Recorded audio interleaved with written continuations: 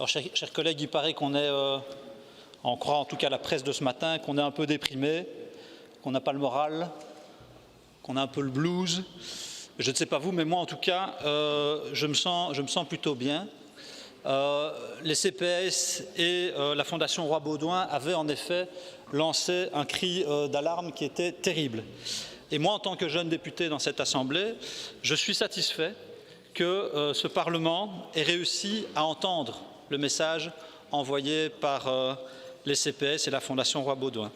Et en tant que jeune parlementaire, je suis même très heureux d'appartenir à une Assemblée qui, n'étant pas en affaires courantes, ose prendre ses responsabilités, ose prendre des initiatives, entende le message du terrain et travaille à répondre aux problèmes concrets des citoyens de ce pays.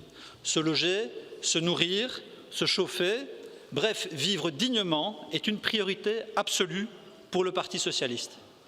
Et lever le gel de l'indexation du fonds gaz et électricité répond partiellement certes, mais répond concrètement quand même à cette préoccupation. La précarité énergétique, ça a été dit, touche plus d'un ménage sur 5, particulièrement des personnes isolées, des familles monoparentales, et le risque de précarité s'accroît pour les locataires et les familles occupant un petit logement à faible coût. Et certaines personnes doivent même choisir aujourd'hui entre manger et se chauffer. Et la CREG nous le dit aussi, entre 40 et 50% des familles monoparentales et entre 20 et 30% des isolés sont concernés dans leur quotidien par la précarité énergétique. Et la situation est évidemment insupportable, se chauffer ne peut pas devenir un luxe. Et il était donc nécessaire, en effet, d'apporter une réponse concrète. Et hier, en commission, ce que j'appellerais une coalition rouge-verte de lutte contre la pauvreté énergétique s'est mise en place. Et elle est parvenue à lancer le débat, puis à s'ouvrir aux autres formations politiques, à convaincre et finalement à trouver tous ensemble une solution budgétaire, concrète, pragmatique, qui n'impacte pas le budget des ménages. Chers collègues, soyons de bon compte aussi, soyons de bon compte et considérons ceci comme un premier pas.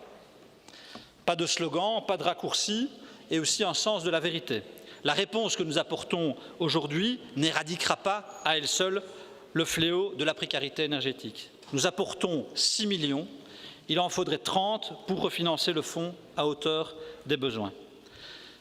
C'est un premier pas car à l'avenir, notre approche devra être globale et transversale.